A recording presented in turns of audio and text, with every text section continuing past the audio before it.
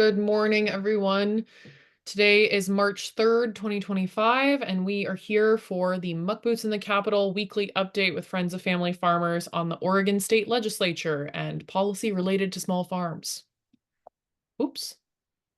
As always, I am Alice Morrison, the co-executive director of Friends of Family Farmers, and I am in charge of our policy program, so I'll be presenting to you today and in all of these weekly updates. And thank you, of course, to my colleague Brittany, who's also on the call, handling the chat and making sure that you have the links that you need. All right, well, let's go into March 3rd.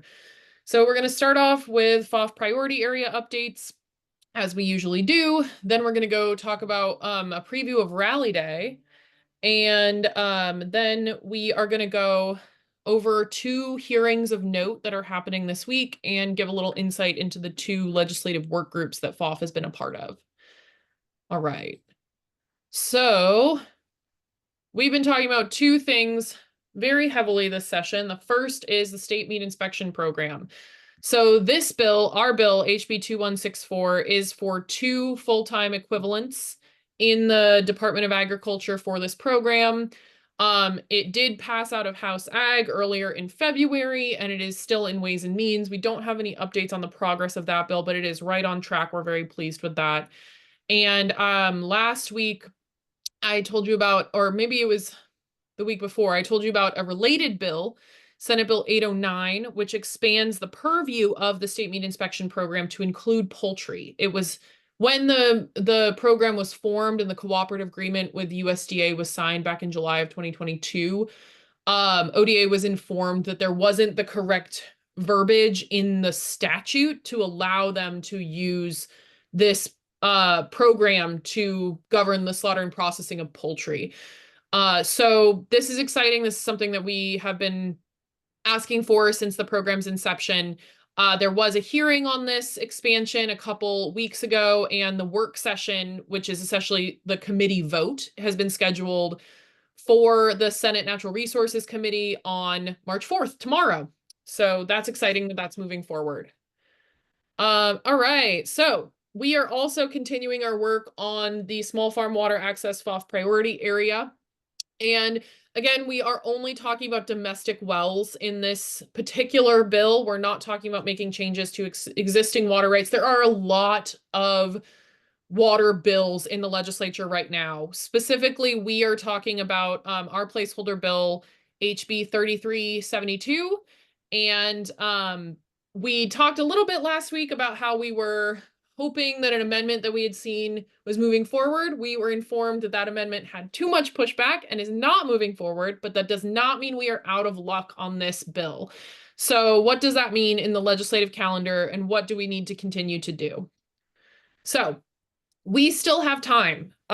There are several deadlines for bills to move on from their first committees in order to stay alive throughout the session. There are a couple of hard lines where the bills that are under consideration get whittled down. So the first of which is March 21st, so 3 weeks from now. We have to have a hearing and a work session on the calendar. It's really the work session that has to be on the calendar, but you cannot schedule a work session unless you've had a public hearing. So both of those things need to be on the calendar by March 21st. And they must be completed, and that bill must be voted on in the work session in its original committee by April 9th in order for it to move forward. So given that the previous amendment is not moving forward, we are, continuing to pressure our legislators to take this issue seriously and to move us forward. We do still have time, given that we already have the vehicle of HB 3372. And that is what we are going to be doing tomorrow in our rally day, where we're bringing folks to the Capitol. I'm going to talk about that in just a moment. But given that text that we had to discuss, it was really complicated. It was a big compromise solution. Everyone was trying to be pleased all the time. And that still didn't make everyone happy enough for it to move forward. So we are moving back to our original messaging that we have the tools to find a balanced solution this session. We have a placeholder bill. We have so much input from all of the stakeholders involved, and we want to urge legislators that just because this is a complex issue and a hard conversation does not mean that we should not be having it in the public forum. We need to bring this issue into the daylight and into a public hearing to have the discussions that need to be had in order to move forward. In general, FOF believes that we need to find ways to have more farmers, not less, not fewer farmers. We have seen over the last decades, really, over the last century, the number of farmers in our country and the number of farm businesses in our country has been on the decline. That is not unique to Oregon. But in order to feed ourselves into the future, we need to encourage more people to grow food and farm crops in the future. And given the scarcity of water rights and rising land costs, natural resource management decisions should have a holistic approach when thinking about the future that we want.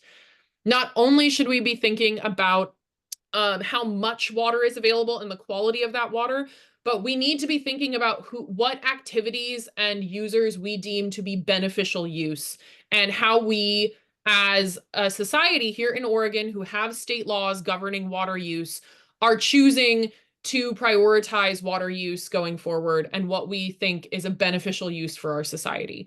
So we would argue that this entire conversation about allowing folks to grow crops for sale on a limited acreage using a domestic well adheres to all of these value statements that we just went over. And we want to make sure that we're really urging the legislature that this needs to be a public conversation. We can't keep having behind closed doors negotiations that sort of come up and then roll back down. No, this is something that the farmers that we work with, some of you on this call, are facing in real time, that you are not certain if you are going to have a farm business moving forward. You had all intention of having a legal access to water and are trying to find a way to thread this needle. And it is not a conversation that can only be had behind closed doors in the legislature. We need to bring this into the light. So, given all that, we are having our biannual rally day tomorrow at the Capitol. Well, we're starting out at the Reed Ballroom. We're going to kick off. Registration opens at 8:45. We are starting the program at 9:15. We have 105 people registered. Amazing. We have 42 legislator meetings lined up. We're breaking folks into lobby groups of 6 to 8 people and bringing you around to legislators to make sure that we give everyone the opportunity to speak to at least 3 lawmakers during this day. We're starting off in the morning with an educational presentation about the 2 FOF priorities and 4 partner-led bills of support and 4 agency budget items that are all included on our Small Farms Mean Business Rally Day agenda that we will be handing out to legislators in those 42 meetings. And then we will march over to the Capitol, make a bunch of noise, and go talk directly to lawmakers about the things that our community thinks are important. The pieces of legislation that we will be highlighting during this event tomorrow are, of course, HB 2164 and HB 3372. We just talked about those, FOF's priority areas. We will also be highlighting HB 2979, the Food Systems Resilience Grant Funds, which is the OCFSN and OFMA Small Farmer, Food Hub, and Farmers Market Drought and Disaster Resilience Grant Funds. That is a renewal of that program that was established in 2021 through disaster relief and 2023 through disaster resilience funding. So making sure that that is a priority. We are also going to be highlighting HB 3131, the Oregon Agricultural Heritage Program, which provides funding for conservation management programs and conservation and working lands easements to try to keep farmland protected and accessible for the next generation. We are also going to be talking about HB 2548, the Agricultural Workforce Labor Standards Board. This is a bill that we're supporting in coalition with our friends at Cocoon at the Farm Worker Union. And that is another one that we're going to talk about in the work group section of this presentation. And then we are also going to be highlighting SB 1154. So this is a groundwater accountability bill that is linked to our ongoing and foundational work of holding not only agriculture, but industry and communities accountable for the health of our natural resources, specifically groundwater, as it relates to industrialized farming and factory farms. It's an issue that FOF was founded on. And this one in particular is about the ongoing work that we've been partnering with communities on regarding the Lower Umatilla Basin groundwater management area. This is a place in our state in Morrow and Umatilla counties where nitrate contamination from industrial agriculture, as well as the Port of Morrow and many other sources named in the EPA declaration of emergency, is coming together to create a really big public health crisis for that community. And the farmers at FOF believe that this is something that our community should take accountability for, and we should be part of the solution moving forward. So we're going to be hearing from Oregon Rural Action, a group from that area, about the groundwater accountability measures in the governor's proposal, SB 1154. So these are the things we're going to be talking about at Rally Day in terms of bills that could be passed. And then we're also going to highlight 4 specific areas in agency budgets where we want to make sure that folks understand the impact on small farms. So in the Oregon Watershed Enhancement Board, the Oregon Ag Heritage Program, and the Natural and Working Lands grant funds and administrative costs are inside that OWEB budget. HB 3131, that bill we just talked about, is a bill to increase the funding that is listed in this budget line item because they listed about $2 million in funding for the budget line item. And there are currently projects that are shovel ready and have federal funds allocated to them if they can provide the match for about up to 13 million. So we're looking to bridge that gap. We're also talking about the Oregon Department of Education, ODE, to increase the farm to school program as we look forward into a world that has the possibility of tariffs on agricultural products. We do want to highlight the fact that the farm to school program is incredibly popular here in Oregon. It works, it's popular, more people want to take advantage of it, and we should be devoting more funding to this project so that the Department of Education and the school systems are able to purchase more food locally to make sure that our kids have access to the bounty of Oregon. We're also talking about the Oregon Department of Human Services and maintaining the continuing service level for Double Up Food Bucks. This is a crucial SNAP matching program that is not only at farmers markets, but is prominently featured at farmers markets. It's also available through CSA programs, farm stands, and now grocery stores and food hubs. So that is a huge part of our landscape that we think is an incredibly important tool for food access and to really put more money in farmers' pockets, give SNAP customers more bang for their buck, and provide more access to the local food system. We're also going to be highlighting the Farm to School Infrastructure and Equipment Grant Program in the Oregon Department of Agriculture budget. This is a separate fund from the ODE, like the funds to purchase food for farm to school. This is a crucial grant fund that ODA administers that allows folks to scale up their operation or scale up their post-harvest handling and processing in order to meet the demands of a farm to school or institutional buyer. So this program, it was at 1 million a couple bienniums ago. It got cut down to 500,000. And there were requests in this grant program for more than $4 million of grant allocations in the last cycle. And so we've really shown that farmers want to participate in these institutional and farm to school avenues and need a little bit of help building the hard infrastructure and getting the equipment to meet that demand. So we are including these 4 asks within our one-pager that we'll be distributing to legislators at the Rally Day tomorrow. I'm so excited. All right. So in addition to Rally Day, the legislature doesn't stop just because we are coming to their door. There are still 2 hearings that are scheduled this week that we are going to be testifying for, and we're going to be releasing testimony guides and calls to action on. Unfortunately, they're also both tomorrow. So we have 2 bills. The first is going to be heard tomorrow morning at 8 a.m. In, I believe, it's not the House Ag Committee. I have to look up exactly which committee in the House it is, but it is HB 2679. This is a ban on residential use and reclassifying neonicotinoid pesticides as a restricted use pesticide that requires a application license, like the pesticide licensing program that we talked about with the bill to encourage Spanish language or to require Spanish language training earlier this session. Same licensing program, and adding neonicotinoids to that list of pesticides and farm chemicals that require license to apply. So this is a bill that's being brought forward by Representative Hudson. We've discussed this internally with our Farmer Advisory Committee, with our board, and with farm stakeholders around the state. Neonicotinoids have a well-documented history of harming pollinators, of having residue in the soils for years, and they are not compatible with organic agriculture, which is also a market impact. So this is a bill that we are supportive of, and unfortunately, because of the timing of that hearing, I will not be able to testify, but our Farmer Policy Advisory Committee member, Ryanna Symes, is going to be testifying on our behalf in the hearing tomorrow morning at 8 a.m.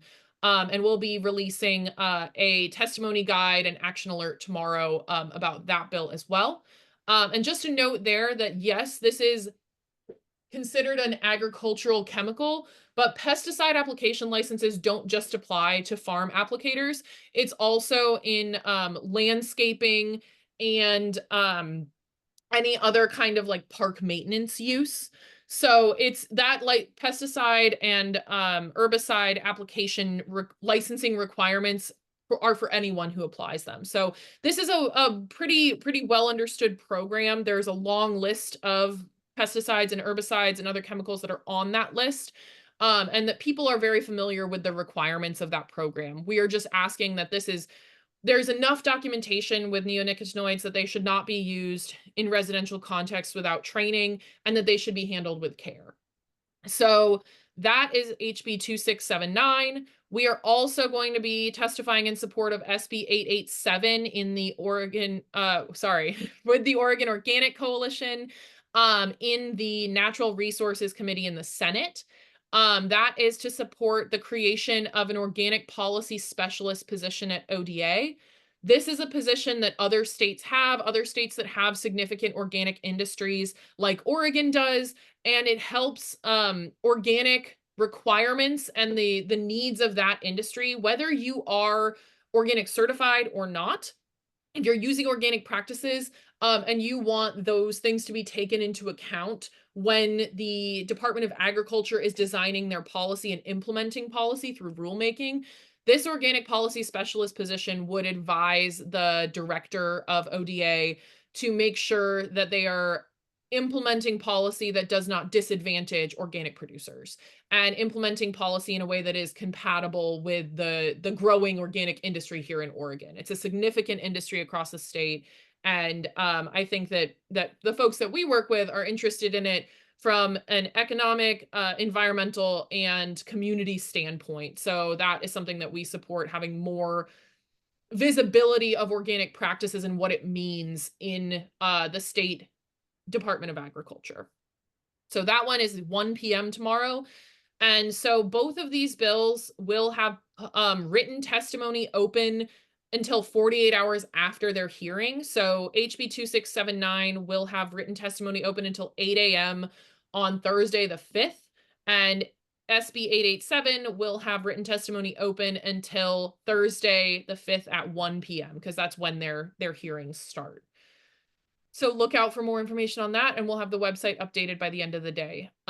Great. So we're also, let me check on my time here. Great. We are also part of 2 legislative work groups right now. Work groups serve the purpose of kind of bringing together stakeholders in a particularly sticky issue before scheduling potentially contentious bills for a hearing. So this is a tool that legislators like to use when they anticipate that different stakeholders in a conversation will have disparate views, and they want to bring people together to perhaps amend or work through some of the pieces of the legislation that are likely to cause the most issues. And we are part of 2 work groups at the moment. The first is a work group on agritourism. We have been engaging with this at the request of Representatives Helm and Owens, the co-chairs of the House Agriculture, Land Use, Natural Resources, and Water Committee. I'm sure I'm mixing up some of those things. It's a very long committee name. But this agritourism group is focused right now. The discussion has centered around a proposal. I believe that the proposal number is HB 3133. It is a exploration of changes to the farm stand statute proposed by the Oregon Property Owners Association. And we are really, getting into the nitty-gritty of what the purpose of a farm stand is, how many outside products you're allowed to sell there, is this an appropriate place for there to be prepared food, all of these kinds of things when it comes to what is the point of a farm stand. And FOF's belief in this particular issue is that farm stands should exist to help further your farm business and farm products. So things that are on the table to be discussed now are like, are you allowed to have fee for service activities conducted at the farm stand? Things that have been referenced are workshops on agricultural processes that you use on your farm, workshops on how to use your products, like things that you grow or raise. How do you cook, preserve? If it's not a food product, how do you arrange it? Maybe it's flowers, maybe you're talking about dry and cut flowers, maybe you're making wreaths, maybe you're teaching a cooking class with things that you grow here on the farm. All of those kinds of things, as well as conducting promotional activities like hosting a farm dinner. That is currently allowed under the farm stand statute, but you're not allowed to have it inside the farm stand. You have to have it out front.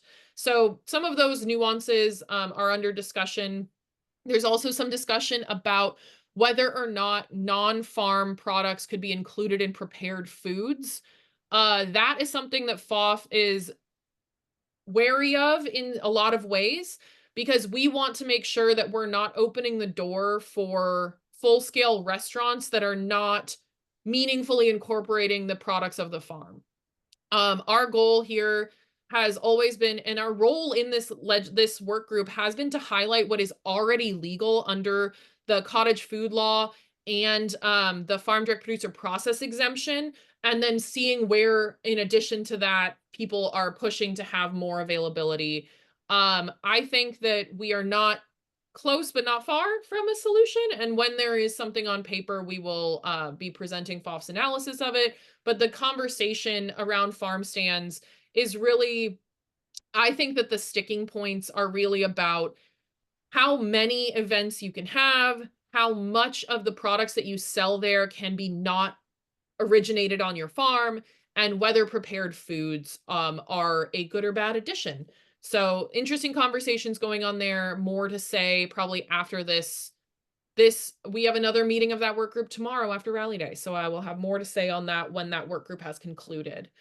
We are also part of the Agricultural Workforce Labor Standards Board working group that's being convened by Representative Valderrama. This is another one of the bills that we are working on Rally Day, and this is the contentious conversation here has really been around whether or not a workforce labor standards board that's created should have rulemaking authority or not, and what areas they should be allowed to talk about and influence. The point of this bill is to have a standardized and constant place with equal representation of farm workers and farm employers to come together to create labor policy and labor standards for the agricultural space outside of the politically driven sphere of the legislature. We've seen these conversations go all kinds of ways in the legislature, and there's always an accusation of, well, we weren't consulted on this, or this side is it's a one-sided approach and there's no compromise here. But having this equal representation board with no default position based on its composition would force those conversations to happen in a productive way. So we are really interested in having that that proposal move forward and think it's a positive thing for our industry. There is some debate about which types of labor standards could be reviewed by this board and what the total purpose is. That is still under discussion, and there will be likely be an amendment to that before it goes forward with a public hearing. So we will keep you all updated when we have more definitive things to say. But those are the work groups that we're a part of and some of the types of conversations that are happening there. All right. I think that is the end of our